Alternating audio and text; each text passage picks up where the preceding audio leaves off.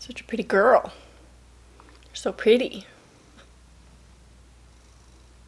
So in case you missed the big announcement that I posted a week ago, and on all of my socials, I am in fact pregnant. I will link the video announcement up here if you are curious at all about the journey thus far. I'm currently 4 months pregnant and 17 weeks today. So we're almost halfway through. If you are curious about the sex of our baby, it's also revealed in that video, so go check it out if you're curious. I'll also document a little bit of my first trimester if that's just something that you're interested in. Not really horror related, but I am creating a new horror fan. One's a brewing, and they better be into horror, because if they're, I mean, I'll support them no matter what, whatever. I'll love them no matter what. If they don't like horror, that's fine. They'll just be a little normie, and that's okay. It's okay. But here's hoping they do enjoy horror and I can expose them while they're young. I can't wait to read them the Scary Stories to Tell in the Dark series. I still have my books. I have a lot of Goosebumps books, so I think they'll get into it. We'll see. I am due January 2nd, so I will update you as I go along the pregnancy, what time I'll have to take off. As of right now, I am planning on taking off the entire month of January for my newborn baby. So just be prepared for that whole time period I will be gone. However, I am going to try to pre-film some things in December. I'm not really sure. I don't even know when the baby's going to come, if it's going to come on Christmas, on New Year's. But of course, I will keep you guys posted. And if there's any horror movies that are being released early next year, just know that I probably won't get to them until a little bit later. So thank you for your patience. But I am still planning on working all the way up until labor and obviously reviewing all the movies that come out this year. So don't worry. We'll worry about next year.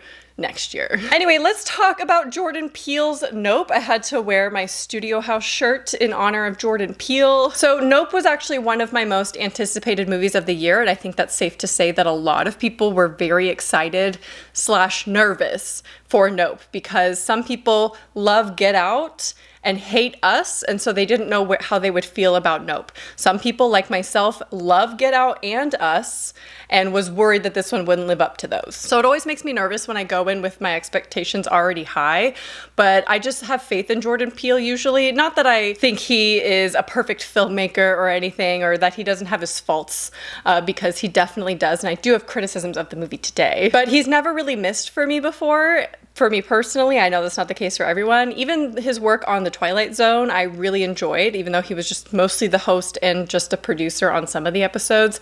I really like the newest Twilight Zone personally, so. And you know what? I just let myself be excited. It is so rare these days that you can have genuine excitement for a movie that you are pretty positive that you'll at least enjoy to an extent, whether it has flaws or not. I just love Jordan Peele's storytelling and how he is as a filmmaker, much like M. Night Shyamalan. Even if his movies aren't perfect, I just know that I'm in for a fun time, and I kind of know what to expect from his movies, and I don't kind of, you know, let my excitement kind of get in the way of my actual criticisms, but I still expect to enjoy it, at least. So Nope follows a brother and sister who are caretakers at a horse ranch in California, where they encounter a mysterious force that affects human and animal behavior. I will be doing spoilers in this video because there is lots to talk about with any Jordan Peele movie. There's so much to delve into. This one is a little bit less so, I would say, than his others, but I do want to do spoilers and talk about very specific scenes, the ones that really affected me personally, and the ones that didn't work for me. So we'll get into all of that in spoilers, and I will warn you, but they do start at this point in time. So as usual, let's get into what I liked about the movie. We'll talk a little bit of vague things that I disliked, and then we'll get into the details in the spoilers. So mostly I liked everything about this movie. It's not really a surprise that I enjoyed this movie and had a good time with it. Firstly, the performances were absolutely incredible, and they felt like real people. I think Jordan Peele does characterization so well in his movies that his characters always feel natural and real, and they're always entertaining. Like, I love Keke Palmer in this movie. She was hands down my favorite person in this, and I just think she was fantastic, along with everyone else. They just feel like real people, and I really liked the comedic aspect of this movie, which usually isn't my thing, but I think Jordan Peele is so good at getting comedy in with the tension of a horror movie. And really, he just has my taste of comedy in general, so I think that's why his comedy in his horror movies really works for me. Daniel Kaluuya, of course, is in this, and Steven Yeun. I loved both their characters. Steven's character, I think, was so complex, especially thinking about him after seeing the movie. He's just very dynamic of a person. The score genuinely gave me chills at times. I really love it. A lot of his movies just generally have really good scores anyway, so this one was no exception to that. So the originality of this is one of the biggest things that I love about this movie, because I was seeing some reviews come in on TikTok and on Twitter saying that the trailer doesn't actually reveal that much about the movie, and that is so true. So if you were cursed by seeing the second trailer, I didn't see it, so I can't tell you for sure, but I will guarantee that the movie is completely different than what you're probably anticipating, or at least some aspects of it. I think some things we can gather from the trailer that are accurate, like some assumptions, but generally I think the movie and the story is just so original, especially for it still being kind of a UFO based movie. But the stuff that you do see in the trailer, like there's certain images that you see end up not being what you think they are, which I really like. I like the surprise element of that. I felt genuine fear while watching Nope, which is almost embarrassing to say because it's not really a super scary movie by any means, and I think people will laugh at me. I'll talk about one specific scene that really bothered me, like in a good way. It was like very horrific in the spoilers, because it would completely spoil the movie. And there's so much more to this movie, like a whole storyline that is not in the trailers at all. That was very effective for me horror-wise, and it's not going to be like that for everyone. I can tell you that. The scares in this are not going to scare everyone. There was just something about it that I felt genuine terror sitting in the theater, and I welcome that because it's so rare for me to feel that in a theater. So we'll start to get into some of my criticisms. The middle of the movie is hands down the best part of this movie. I would rewatch the middle of this movie over and over and over again. The visuals are incredible. I'll get into some of my favorite visuals and scenes in this because they are stunning. Cinematography on point. I still think Us had the best cinematography that Jordan Peele's done, but this one was really great as well. So the middle was the best. It started off strong, I think, but the ending kind of fell flat for me. I feel like the ending just dragged on a little bit too long. It started to feel a little bit repetitive with how much we're looking at, and I just wasn't a huge fan with the ending. The actual ending scene wasn't terrible. I kind of liked the symbolism in there, but the build up to that was just a little long and extended and a little dry and not very horrific. You know, you're supposed to feel a little scared, but it didn't work for me. Personally, I think the middle of the movie should have been the climax, and a lot of the scenes in the middle should have been at the end of the movie because the impact would have been that much stronger if you kind of slowed it down throughout the middle and built up to those scenes. Again, I'll talk about exactly why it bothered me in spoilers and like some examples of why the ending didn't work for me, but I just think it could have been reworked a little bit. It could have been better explained. I like the vagueness in this one because a lot of this is vague. Like, you don't really know a lot of what's going on, including his social commentary, which is usually the biggest part of his movies that people like to talk about. And in this one, it is much more vague and under the radar and really put on the back burner compared to the actual story, which I enjoyed. I think it's good for him to kind of separate himself a little bit from being known as the social commentary director. I think he genuinely does just want to make movies sometimes. He doesn't want that pressure to have a point, you know, because then everyone is like over evaluating his movies. And that's a lot of pressure because that means they're gonna make everything about the one thing, when in reality it may not even be about that. In Get Out, for instance, he said the cereal separated from the milk had nothing to do with the story, but everyone made that into a symbolism of the, you know, different colors of cereal separated from the white milk, making that part of the symbolism and the social commentary of that movie. Anyway, let's move on with Nope. I'm starting to kind of not enjoy Jordan Peele's titles. I feel like that is the weakest part of his movies, and this isn't really an exception. I did hear that Nope is often put in all caps because it is indeed an acronym of of planet Earth, which I like better than just the word Nope. But I do think Us, Get Out, they're just kind of weak titles in my opinion and could have been stronger. I mean, they're vague for a reason, but I don't know. They're just a little weak for me. Not that that's like a huge criticism because the title really doesn't matter, but I just thought I'd throw that in there, that Nope, I don't really like the title of that. I will get into my theories on the social commentary of this movie in spoilers and talk a little bit more about that, but I do think it was intentional that he left it a little bit more vague than his other movies. So I'm gonna say that Nope is not Jordan Peele's best movie. I did see some people saying that. I don't agree. I think Get Out is still my favorite that Jordan Peele's done, and it's probably going to take a lot for that to come in second place, like for a movie to top it from him. I think it's going to take a lot. This one had potential to do that. When we got to the middle of the movie, like I said, absolutely loved the middle of this movie. If it maintained that, it could have been up there for sure, but I still think Get Out is his best movie, and I do think Nope is his worst movie. That doesn't mean it's bad. I think I'd still give this like 4 out of 5, but I still prefer Get Out and Us. That being said, I think Nope is actually his most rewatchable movie because I cannot wait to rewatch this. I immediately wanted to watch it again, and maybe I will. Maybe I'll go to a theater on a matinee and see it again because it was just so entertaining and so up my alley with the content and the story. I loved it. It was just the end got really, really weak for me, and that kind of did ruin the story as a whole, in my opinion. But can't wait to own it on DVD and rewatch this constantly. I think it is just such a fun movie, and it's not as heavy or drama filled as his other movies, which I think is what makes it more rewatchable than those. I also love that all of his movies are very unique from one another, and he makes you think with every single one. And of course, this one does have social commentary, but I like that it's a lot more vague, and there's like many, many theories that you can come up with this movie versus the other ones are a little bit more straightforward.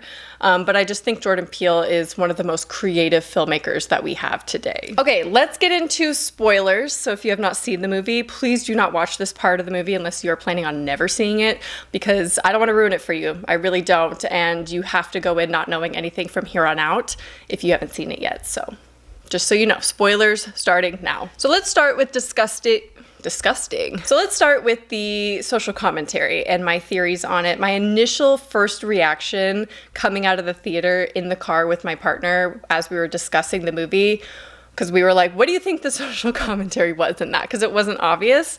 My first gut reaction was exploitation of animals, especially in Hollywood, for media purposes or for entertainment purposes, because we have the horses, we have Gordy the monkey, Gordy's his name, right? And then we just have a lot of things with animals in this. Obviously the alien itself is indeed an animal. It is not a UFO or like a spaceship. It is an animal. And I think that still plays into the actual commentary that's in this movie, but I think the bigger picture of it is the spectacle. Exploiting things, people, animals for the purpose of the spectacle, whether it be good or bad. Peele in an interview told GQ that the villain is this otherworldly threat, and it is also something that everyone has in common, everyone's relationship to the spectacle. And I think this plays into the fact that everyone had a different relationship with the alien. They had different intentions with it. We have Emerald, who wanted to capture footage to prove aliens are real to get rich. We had Stephen Yeun's character Jupiter, who wanted to exploit the alien, tame it, and use it for money purposes as well, or at least to gain his fame back, because he used to be famous as a child actor and kind of, chewed up and spit out by Hollywood, which I think is another commentary of this in this movie. We have the weird director who wants to get, the perfect shot, who's so desperate for it that he's willing to die for it. And then we have OJ, who sees the alien for what it really is. He has no personal vendetta or intentions in interacting with the alien. He just wants to save his farm and save his family. Plus, there is a quote in the beginning of the movie, I will cast abominable filth upon you, make you vile, and make you a spectacle. So I think the word spectacle is really the important key here in the commentary of this movie. A couple other instances where this is underlined, we have the director, the weird director guy, watching these videos of animals killing each other. I don't know why he's doing that, but I think that's supposed to be a point. We have the TMZ guy showing up on the motorcycle with a mirrored helmet. I feel like there's a lot of symbolism going on there as far as the spectacle goes. We have all the cameras being pointed in every direction. Like, cameras are a big thing in this, of course. But I still think that animals take a big part in this point as well, and in the commentary as well, because they are also something that's exploited for spectacle's sake, especially in Hollywood. And we have this whole thing painted out in the beginning of this movie where Emerald is talking about how her great-great-grandfather was the man on the Horrors, that is the first motion picture, but they rent out their horses for Hollywood. So they live in Southern California near LA, and they wrangle horses for the sake of Hollywood movies and shows and things like that. I think my favorite example of the spectacle that they use in this movie is Mary Jo, and she's hardly in it. Ricky Park does bring attention to her a little bit, but I almost wish that they would have exploited her a little bit more, and that sounds mean and harsh, but I think that would have underlined the point even more, that we exploit people and their trauma for the sake of the spectacle and the sake of entertainment. So Mary Jo was the character on Gordy's Home, which is the show that Stephen Yeun's character, Ricky Jupiter Park, was on as a child. And in that scene, we see the chimp lose, control and kill a bunch of people in the studio, and Mary Jo is left disfigured as, the Gordy, the chimp, ate her face. And so we see her later on in the movie in her wheelchair, and she has a veil on, but I do believe that she is based on a real life person that this happened to in 2009, where she had trained a chimp to live with her and her husband.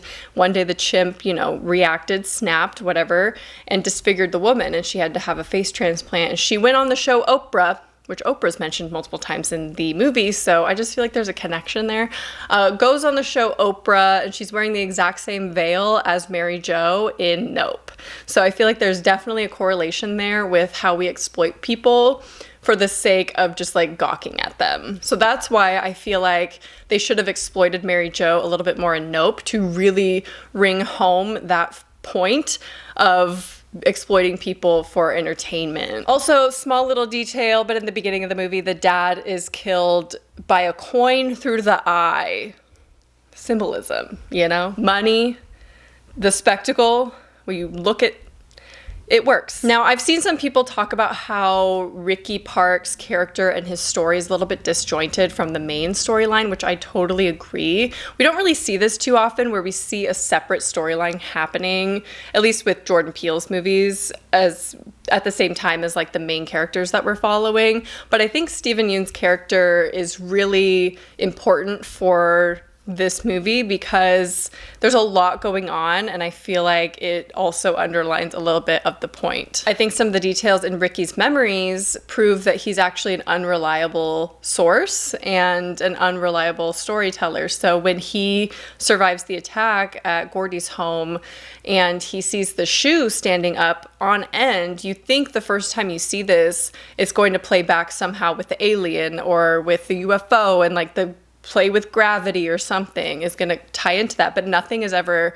fleshed out about that. You never know why the shoe is standing up upright. And I saw a theory online that this implies to the viewer that he actually misremembers details of that event. In the end, before the chimp is shot, he believes that he had a bonding moment with Gordy where they fist bump like they did prior to the attack, and he had a moment of, connection with the animal right before it was killed. And then I think maybe this gave him false confidence later in trying to tame the alien. I just think there's something there with watching this animal be completely out of control and killing people and then wanting to tame this alien, thinking that he's the one to do it because he has this connection with it. Something I touched on earlier, how Hollywood chews you up and spits you out. I think there's a couple different explanations as to why this theory also works too, as far as commentary. I think they can all be correct. I think there's a lot of things going on in this movie and a lot of details and symbolisms that even I haven't caught. I think it's going to take rewatches to really catch everything. But at the end of the day, Jordan Peele does just want to make a movie. So I'm not really going to go into detail. I'm sure there's going to be people who go full on into every single symbolism, like the fact that Emerald, her name is a shade of green, and she was standing in front of a green screen while explaining her great-grandfather and everything like that. I think that has meaning too, but I'm not really here to like go into every single detail. There will be other channels for that. But I think there's also a correlation with the fact that their great-great-grandfather's identity is never known. It's really just the horse that people remember, and not their grandfather, not the black man who's on the horse. So I think there's also commentary there with racism in Hollywood, and also just another underlining point that people chew you up and spit you out. Much like we can assume that Ricky Park was abandoned after this traumatic event happened to him, and now he's trying to regain his fame. And everyone in this movie is just desperate to try to find their place by exploiting the spectacle. Also, Hollywood chews you up and spits you out. Literally what the alien does. So I feel like that's very on the nose, especially because the alien's supposed to be the spectacle. That's what Jordan Peele said. Ricky Park even refers to the alien as the viewers. He thinks that there are viewers in the alien that are observing him and are his fans. So now, like I said, it was intentional that this was all a little bit more vague for this movie, because Jordan Peele said in an interview, I don't understand why people can't just let me make a movie. So I think he doesn't want to be correlated with the fact that he's always doing social commentary, and this was his kind of step away from the obvious social commentary. Even though it's still in there, it's obviously way more vague. He said that he wrote Nope at a time when we were a little bit worried about the future of cinema, so the first thing I knew I wanted to create a spectacle. I wanted to create something that the audience would have to come and see. I will link an interesting article down below if you want to read more about this and the theories and everything like that. So as promised, I will tell you the scene that scared me, a little traumatizing, the chimp scene. I know, it's not gonna be scary for everyone. I have always, my whole life, been terrified of monkeys, chimps, gorillas. When I go to the zoo, the gorillas, I will not go near the glass. Absolutely not. They scare me more than like lions or tigers or anything like that. It's the gorillas. Something about them being more humanoid, way more disturbing to me. So the chimp horror in this and the chimp spiraling was so hard for me to watch. And when the chimp was coming towards the camera, because it was in the perspective of Ricky Park as a child, I could not look at the screen. I was looking every other direction because it made me so uncomfortable to see the chimp coming towards me. I can't do it. I am terrified of them. And that was very, very unexpected. Didn't know any of that was in there. Did not know. We open with the chimp attack, so, you know, that was fun. Didn't know that that was going to be in there. So, like I said, a lot of things that were in the movie, not in the trailer. So I don't feel like the trailer gives too much away when initially I thought it did. So my favorite scene, since I talked about the scariest scene, let's talk about my favorite scene. And then we'll talk about my least favorite scene, I guess. My favorite scene, hands down, is right after Park is doing the show, and then the people, his audience, gets sucked up into the alien. We see them go into the bowels, I guess you would say. They don't have bowels. I don't know if it has bowels, but anyway, they're being digested basically. And there's these screams that are so haunting and just horrific because you know what's happening to them. Horrifying. And then, that was not even the best part. And then it flies over the house, starts raining all of the shit in their pockets. It's raining keys, it's raining all of this metal, right? And then blood. Starts raining blood over the house. Something about that visual was stunning to me. It was so good. And then I loved that OJ was watching from afar, so we got to see it from afar. It just looked so cool. Like, I loved that scene so much, and that got me so excited for the rest of the movie. Fortunately, it didn't live up to that scene. That scene honestly should have been like a climax moment or like towards the end. I think going into the alien should have been the ending of the movie, or like part of the climax, because that's something that's super horrifying, and that's as scary as it gets, is the middle of the movie. It never gets scarier than that, so that's a little bit disappointing. I don't know if I have a least favorite scene, just the whole ending, I would say.